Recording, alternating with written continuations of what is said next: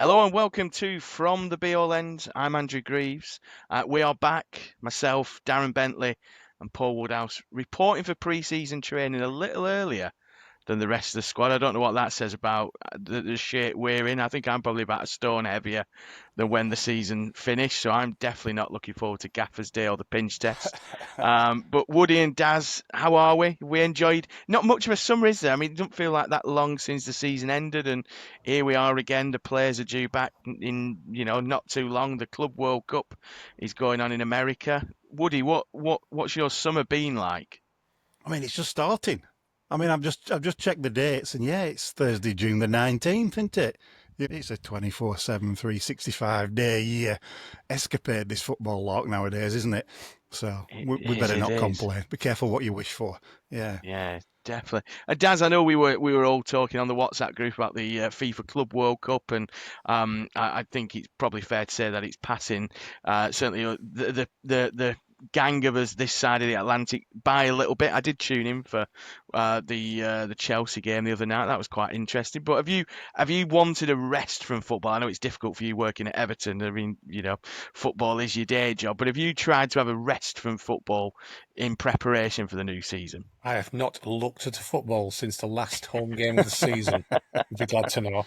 Yeah, you're right. Working in the industry, it is all encompassing anyway. And this new stadium at Everton is taking a lot of my time up. But that's not really the football itself. That's more the infrastructure of Yeah. football. But yeah, I have completely turned off from football, and I will not turn on. Well, put it this way: I turned on again last Wednesday for the fixtures. I turned off again from football when I saw the fixtures. Yeah. That's enough said.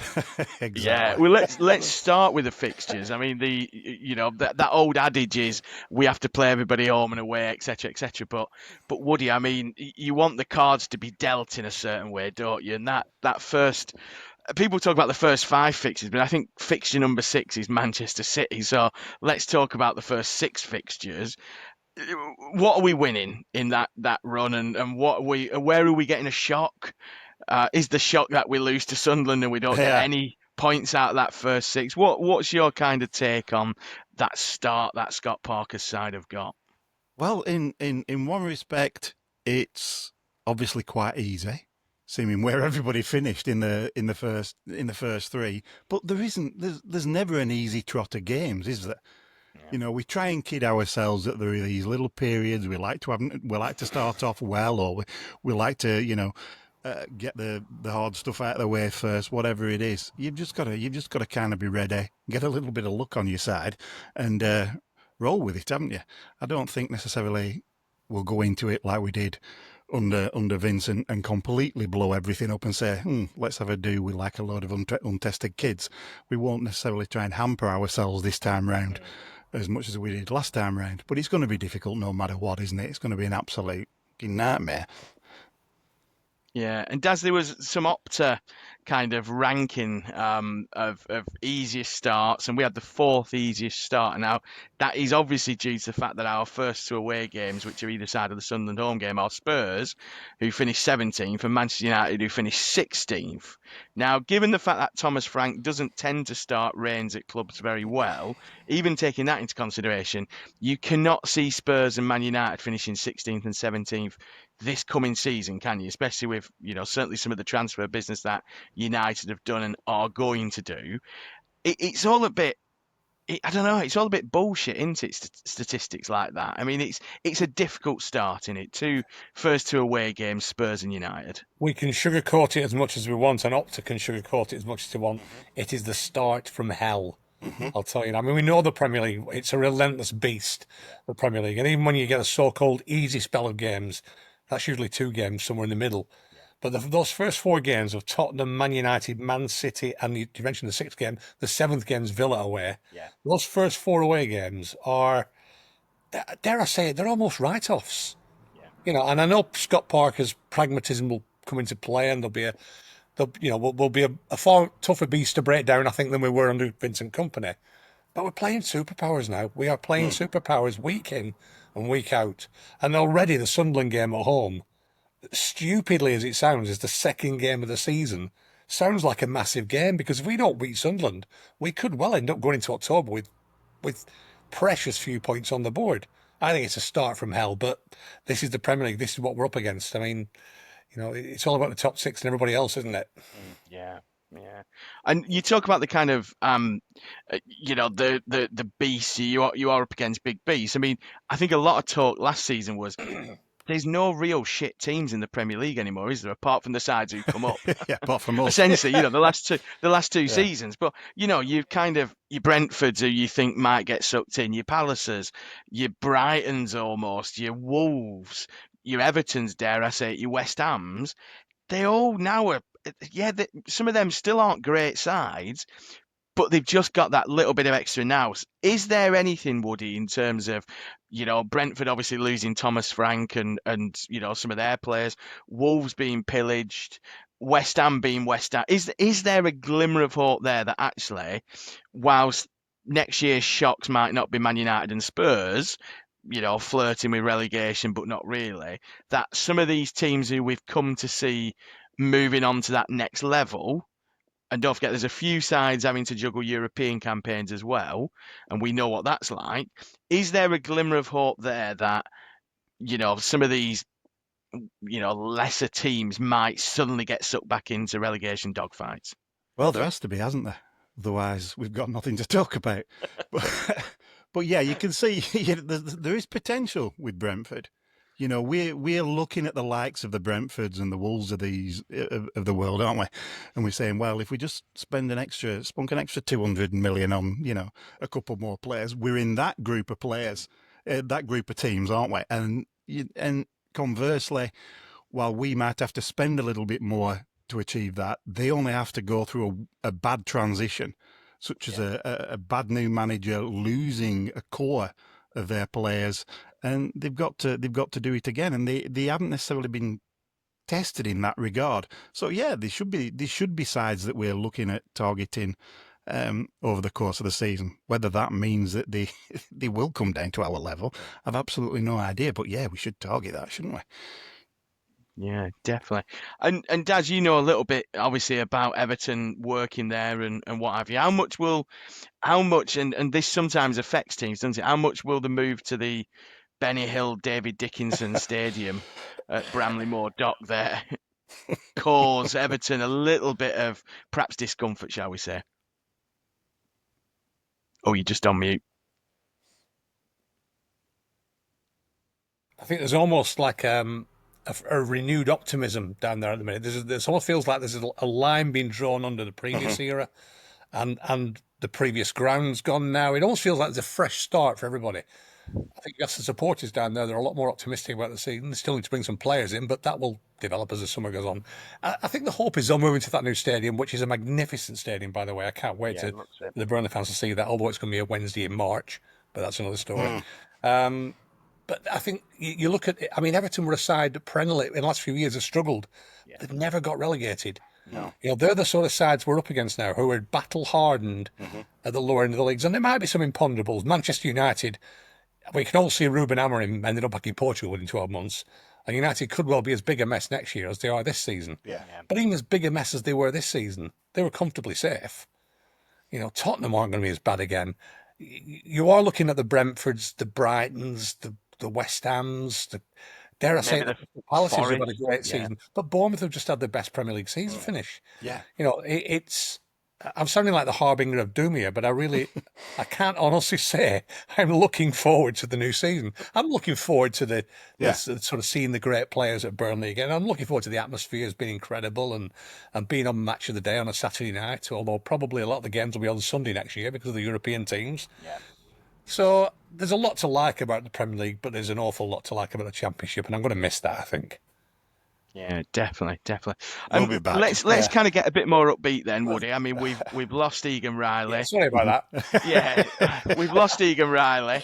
Josh Brownhill's still not signed a new deal. James Trafford looks like he's going. But no, in all seriousness, on the kind of transfer front, I mean, we've often talked about getting business done early. We talked at the back end of last season the importance of securing some of those players who helped get us up. We're talking Fleming, Bashir Humphries, Edwards, and Jadon Anthony. We seem to be kind of getting linked with players of a certain profile. There's a lad from Lazio who I'm not even. I did Google how to pronounce his name a little bit earlier. I've gone and forgot it. We've got Hartman from Feyenoord at fullback. There looks to be a kind of a certain type of, or certainly a position that the club are looking to strengthen. Is the worry at the minute that none of them appear to be strikers, as in out and out strikers? I think the lad from Lazio is classed as a forward but plays more out wide. It's a funny one, isn't it? We're stuck in this idea of having a quality number 9, and it's how much does that actually cost? We're not, if we can find someone who's going to score us 15 goals in the Premier League and keep us up for 15 to 30 million, then I'm pretty sure everybody else has found that fella as well. There's far better sides with far better, piggy banks than us screwing the pooch, blowing anything between 70 and 90 million on complete muppets. So it's one of those, isn't it? Up front, it's a definite imponderable. But yeah, we know where we need to strengthen. I think it's been nice not to have the tumultuous nature of the last Premier League effort, and when we came down last season, there seems to be a little bit more stability, but that doesn't necessarily account for the fact that we know that Trafford's probably going to go. We're probably going to lose Steve and whatnot, and there's probably still quite a bit of time left, isn't there, for a few incomings and outgoings, and so I think this will be a slightly different conversation in a month or two. Yeah, and Daz, I mean, I think we've often been surprised at how cheaply players get to leave Burnley Football Club. I mean, it looks like we're kind of holding firm on Trafford with Newcastle. I mean, there's not been any links really for Esteve, and Esteve has spent most of the summer, pretty much, nailing his colours to the mast, quite literally, with some up the clarets graffiti in America. I think I'd have been a bit more, a bit less nervous had he got his arse tattooed like Barnsley. But, it does feel like we're actually kind of going, yeah, you know what? There is a price for everybody, but we ain't just going to let Trafford go for 30 million when we think he's worth 40 million. Now, that might change as we get nearer to deadline day, but are you heartened by the fact that if we do let players go, it's going to be for a fair price and we're not going to just, sell the family silver for cheap just to make a quick buck? I'm heartened by a few things. I'm heartened by our recruitment, which I think has been pretty good in recent years. By and large, there's always been anomalies in there, but so I'm heartened by that. I'm heartened by the fact that whenever players have left Burnley recently, and this is a radical change from past years. A lot of the times in past years, when players left Burnley, they went downhill. We never heard from them again. Anyone who goes from Burnley now tends to go up, and we sell them for decent money. We're still, I suppose, we're still in the cheaper end of the Premier League in terms of getting pillaged, and that's one thing that I think the chairman, for the faults that he might have, I don't think he will be. I think he's pretty resilient in the fact that Trafford, for instance, is only going to go when the money's right. Yeah. Even though James Trafford's probably kicking down the door every day saying, "That's a contract come yet, boss." Yeah. So I think I'm heartened by those things, and I'm heartened by the fact that I don't think we'll see a mass exodus this summer, which we did under Vincent. Woody there alluded to the fact that Steve might go. I'm not sure Steve will go. I think Steve will probably be okay. I think we'll probably lose Trafford. We've definitely lost Egan Riley. So we've lost 2 of that back 5 to start with that will need replacing, because I don't think Worrell is a man. I think there's definitely a centre back. There's a bit of lack of pace there, isn't there? Yeah, Bayer's got to come back in, of course, but we're still a centre half light. We're looking at fullbacks, of course, and we'll come on to transfers in a little bit. And the strike force for me is the one that needs really reinforcing. But the 4 lads that came in on loan last season have re-signed. We've got the nucleus of a side there that packed up 100 points in the Championship. That might not be good enough for the Premier League, but it gives you a foundation. It gives a manager with a bit more pragmatism and a bit less, what's the word I'm looking for, chaos than Vincent Kompany, a chance to sort of build foundations from. So, yeah, I've changed my tune. I'm not hard. I'm going to say, you basically went from, listen, you're all over the place. Everything's going to hell to now kind of like get the Champions bus ready. I'll still be cheering when we get 25 points, but I think there are the shoots of hopefully something better there than we had 2 years ago, which was just, let's face it, a shitstorm. Yeah. And Woody, I mean, Scott Parker's often talked about his rehabilitation. He's not quite used that word, but I think obviously his experience at Bournemouth was quite damaging. He obviously went to Belgium and that lasted 12 games, I think it was. And he took that time out. I think he spent some time with Thomas Tuchel and going round and seeing coaches. Do you think he will approach the Premier League in a different way to perhaps how he may have done with Bournemouth and Fulham? And do you think that combined with, we have been full of praise for the way we think the chairman has adapted in certain parts, and Darren touched upon the recruitment side. Do you think that, not giving Scott Parker the keys to the kingdom, but actually appointing someone with a lot more pragmatism than Vincent, actually gives us that solid foundation, before we've kicked a ball? Whereas I think we all probably looked at going into that Man City game and that first game of the season, we saw that team out and we kind of went, I think we might be in trouble here. I mean, I sincerely hope so. It does feel like we're trying to build on something as opposed to abstractly building this thing. And I hope Scott Parker feels that he's got the backing of the chairman and the club, because we are that type of a club, aren't we? We don't tend to throw managers out with the bathwater. They tend to leave us more regularly than we leave them, kind of thing. And it's one of those that I think he has something to prove in the Premier League after you said, Bournemouth and Fulham. And I think Burnley is going to be a club that affords him that opportunity. And I hope that works out as well as it possibly can do, because I think there is something that is built. There's something that we're building on. And I'd love to see him be successful in the Premier League, and I'd love to see him be successful with Burnley in the Premier League, whatever that looks like. He's one of our big assets, I think, going forward. He's one of our big assets. We know he hasn't got that sort of.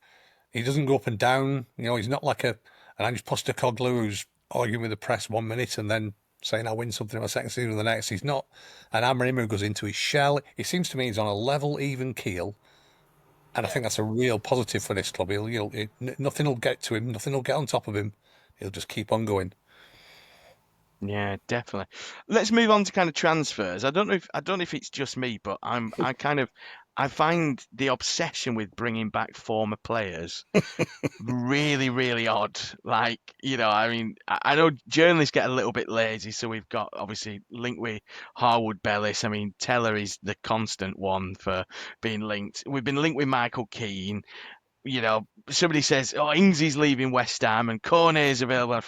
It's like, Woody, tell me I'm not just being a miserable bastard. Tell me it's weird, isn't it, that we're obsessed with, let's get Phil Kavanagh back. Exactly. Phil Kavanagh and Assignon down that right hand side. Bloody hell. What's Adi Akinbaye doing these days? Yeah. Mental, isn't it? No, we are obsessed with that shit, aren't we? And I mean, I look on the Twitters. I don't tend to see other clubs doing it. Maybe I don't know. Maybe it's just something slightly incestuous with us. But it's like, let it go, for God's sake. If I hear Danny Ings ever mentioned again, his legs went 5 years ago. It would have been. I mean, he'll struggle at Wrexham if he ever goes there. It's just see who Wrexham are after, and then whoever played at Burnley, and away you go. But it's no. I mean, just give it up. Just give it up. But on that, Daz, you mentioned a centre half. Would you have Michael Keane back, because he's due to leave Everton, I think, on July 1st, isn't he? I can pop him in the boot anytime I'm coming home from Everton. Yeah, absolutely. I would have him back in a heartbeat. I think he has his faults. Everton fans will tell you that he throws one in every now and again. But when we had him at our place, he was an absolute Rolls Royce in a centre back. Oh, it was impeccable, wasn't it? Why would you not have Michael Keane back? Absolutely, I'll have him back. And by the way, if Trafford's going to Newcastle, we'll have Popey back as well. Yeah. I think they're the two that I can get behind. I'm kind of. Pope is one that I think is just an absolute no-brainer. I mean, I think the feeling is, from the Trafford camp, that he will only go somewhere if he's guaranteed to be number one. Now, I think Newcastle are obviously playing the whole kind of, we want him and Pope to compete. But he will have one eye on the World Cup next year. Now, he's pretty much guaranteed a squad place. But I think Tuchel has said that he would, he wants a goalkeeper who's playing European football. Now, if Trafford goes to Newcastle, we could see a sea change. Not saying he'll drop Pickford straight away, but it could be the handing over the baton if Pickford doesn't have a great season and Trafford goes somewhere plays European football. But yeah, I think and Popey obviously will have probably given up on an England recall, but he certainly won't want to. He certainly won't want to sit on the bench, will he? Would he? I mean, he Oh no. looks to be the kind of keeper that a promoted side, whether it's us or Leeds United, I can't see him going Sunderland, but he may do. It's almost the perfect keeper for a promoted side, isn't he? Oh, Nick Pope. absolutely. Yeah. I mean, I do take it back, like you guys have just said about, Pope and even Keane to a lesser extent. But yeah, you can't imagine, neither of those two want to be at Newcastle being number two, do they? Both of them want to be a number one. So either sort something out. Because I don't object to Trafford going as long as it's at the right price, and I'd be extremely happy if we let him go for a decent chunk of change and got Nick Pope for a reasonable fee coming the other way, or some kind of swap deal. That would be a fantastic bit of business for us. Well, Fantastic. people see that as a backward step, won't it? That's the only thing. But Yeah. Yeah. but where Nick Pope, I mean, you're a goalkeeper. You play in one position. There's only 20 clubs. Yeah. It's not like you're a versatile player who can play in 4 or 5 positions. So you almost have to, lay your hat where it lands, so to speak. Yeah. Yeah. How old is he now, Nick Pope? Maybe 31, 32, will he, Pope? Yeah, 32 maybe. Yeah. So he's still got It's a not good. geriatric, is it? It's not old. Not for a No. goalkeeper, no. No. Tom Eaton's leaving Man United as well. I think he goes into the box of the weird links kind of See what Mike Conroy's up to. See if he's still working for Mizuno Golf in Australia. But yeah, just looking at kind of who else we've been linked with. We've been linked obviously with Lazio winger, and I am going to get his pronunciation. It's apparently Loom Chowner is how you pronounce it. I know nothing about him, I have to be honest. I think he played for the under-21s recently, French under-21s the other night, and set a goal up. We've been linked with him. We've been linked with Hartmann, who's a fullback from Feyenoord, and we've been linked with a Bundesliga 2 goalkeeper, a guy called Weiss, who we think is going to come in perhaps as an understudy to whoever the first choice goalkeeper is. But Darren, I mean, I know we've got the Club World Cup going on, and we had that weird mini window when a few players were able to sign for Club World Cup teams. It doesn't feel like the transfer window's really got going yet, has it? And we are being starved a little bit of links so far. That's the way it happens most seasons now, though, Greavsie, isn't it? Unless you've got a shed load of cash that you can throw on the table and get a deal done early. There's so much pragmatism and brinksmanship goes on in the transfer window now, and a lot of those deals will last up until the sort of pre-season and beyond. We lost half our squad after the Luton game, didn't we? Yeah. Last season, so that doesn't surprise me at all. And unless you're a connoisseur of European football, and let me tell you something, I am definitely not that man. Some of these players, I mean, I just literally haven't heard of him. My lad's heard of some of them because he plays FIFA, and he'll go, "Oh, he's a good player." No, son, he's a good player on the computer. Yeah. It doesn't mean he's a good player on the grass. Exactly. But you've got to take him with a pinch of salt and see what comes out the other end. We've not done too badly, have we? In our recruitment of these sort of called lesser names that have come in recent years, and you can class the Vitinhos in this world and Matsons and a lot of people like that have come in. The recruitment team have done largely, I think, a really good job in pre-season. So you put your faith in them and we see what the end result is. But no very big horse, please. Yeah, is he still a Burnley player? I can't. He's signed for Ajax. You do wonder, don't Quite you, possibly. Yeah. on those. Yeah. We did ask for a couple of questions. We asked for questions on Twitter and got an absolute shed load. One person did mention Amdouni. Obviously had a relatively successful spell out at Benfica. I think he scored plenty of goals and made plenty of assists. Perhaps didn't play quite as much. There was kind of a slightly cryptic message. There's a lot I could say, but all I'm going to say is thanks to the fans, etc. Woody, I think we've talked about Amdouni before, and the messages he got from Burnley players when he was leaving, they all seem to be along the lines of one of the good guys, etc., etc. Is he somebody you'd welcome back into the fold? I know if I ask Chris Boredom this question, I'd probably get a different answer. But Yeah. is he somebody you would, again, in a Scott Parker side, and he did score, didn't he? I think in one of Parker's first two games. Is he somebody you can see fitting into a Parker system? Good question. Yes, I think so. I think he's got a little bit more about him. He plays off. He can do a little bit of a false nine type of thing. But like we've been saying, he's not necessarily the guy up front that we're necessarily looking for. Oh, it's like how many shortish, quickish, tricky blokes across that front three do we really need? And I don't know whether we obviously don't know whether we've seen the best of him. Obviously, we didn't during the company era, and we only saw that very brief cameo for the championship. So I think it comes down to wage bills as much as anything else. Is he taking a wage of a far better, more established player who can do a job elsewhere? But I wouldn't object to him coming back by any stretch. I just don't want to see him sat there taking up quite a big chunk of change when we know we need it elsewhere. You need creativity in your side, and creativity costs you a lot of money. And right now we have somebody in the camp in Amdouni who is a creative player who benefits from a year in Benfica, having had probably you would say an average stroke above average season at Burnley in the Premier League, but scoring some goals. So I'm like Woody, I'd be more than happy to give him a go, because otherwise the answer is you get rid of him and you spend 50 million quid on another creative midfielder striker who you don't know what he's going to be like. At least he's got a bit of form. Yeah. And does Josh Brownhill's future, because he's still not signed that deal, and there's lots of rumours that the deal has been inked and they're waiting to announce it, etc. Does his departure perhaps open up that role, that kind of coming late into the box, being that kind of third man? Does he then almost take on that Brown? I don't think he's the same kind of player in terms of his work rate, in terms of perhaps his harrying and things like that. But does that leave a bit of a gap, which perhaps even Hannibal fills that defensive part of the gap, the harrying gap, but Amdouni is the guy who perhaps is there where Brownhill was, 15 times last season, picking up the pieces around the penalty spot, around the edge of the area and scoring goals. Is that the way you get the best out of Zeki Amdouni? Maybe. I mean, the number 10 role is one that Hannibal can potentially play. We've got Amdouni in the camp again now.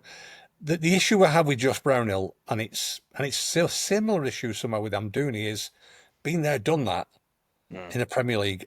And Josh, and I love Josh to bits, not sure in the Premier League, Josh Brownhill in centre midfield up against some of these Galacticos is quite the answer we need. That's where you probably need to spend your money. Yeah. Would you be sorry to see Josh Brownhill go? All day. But I don't think he had a great season in the Premier League.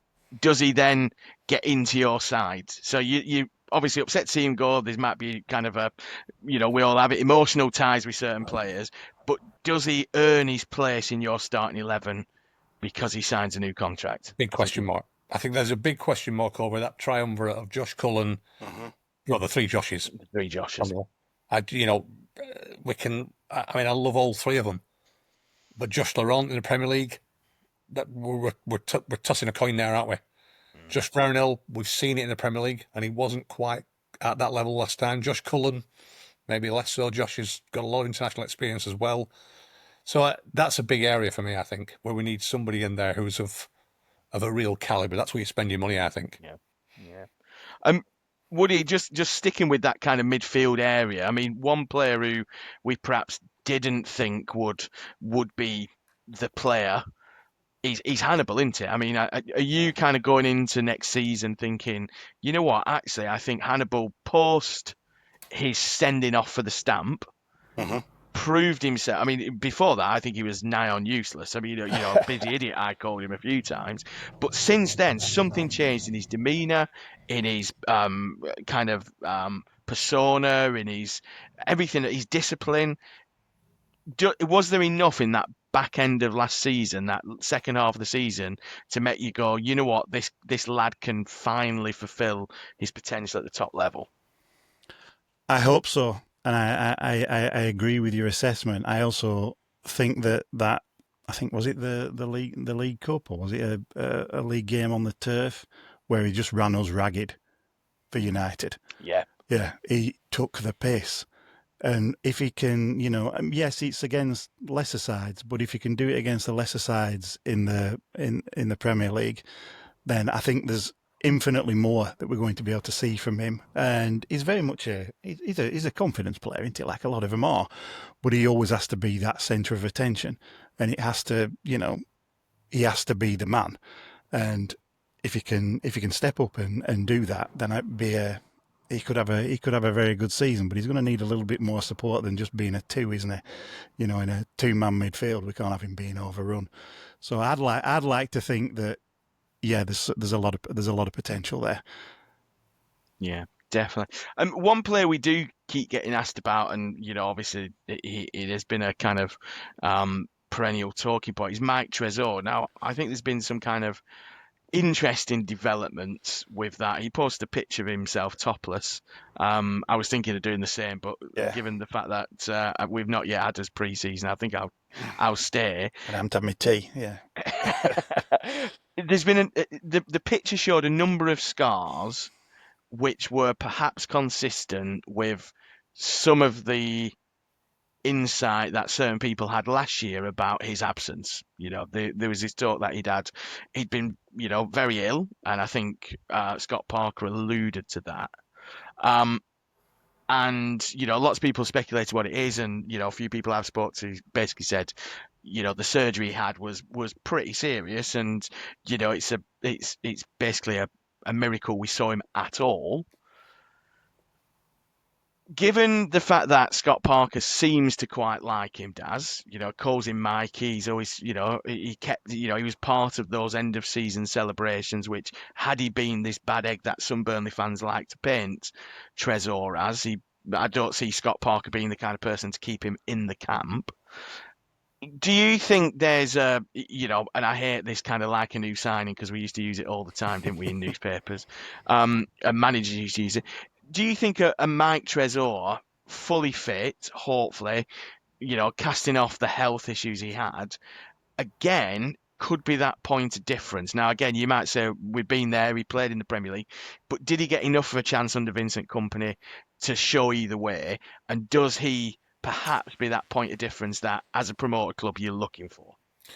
No, he didn't get the chance in the Premier League, and no, we don't have a clue whether Mark Trezor is going to be good enough for the Premier League. But behind the scenes, you've got to have faith that Scott Parker and his team will be looking at him and assessing whether he is good enough. Clearly, the lad's had health issues. Clearly, he's had some serious issues that I don't think have been handled the best by the club, because mixed messages have come out left, right, and centre, and that's led to the fans growing a little bit of resentment towards Mike Trezor. And I think sometimes that Mike's not been the best on social media either. So there's been a bit of toing and froing on that one. But listen, all that will be if he turned up in the first game of the season and played a blinder and scored, put one in the top corner, the Burnley fans will be forgiven in an instant. The redemption arc is still there to be had for Mike Trezor. But I think, we talked about toss of a coin with Josh Laurent. He is a huge toss of a coin. We haven't got a clue. And we don't really have a clue what the first team's going to look like in that first game. Will Mike Trezor be in? Will Josh Brownhill be here? Will Jordan Bear be at the back? Or will Michael Keane be there? He'll be in goal? There's a lot of positions up for grabs in that team at the minute, and we don't have a clue what that's going to look like. And again, you've just got to put your faith that behind the scenes, that jigsaw puzzle is being put together. And if he's fit and healthy, he's shown, I think, that Mike Trezor could be an integral piece of that jigsaw. But it's a big ask. Yeah.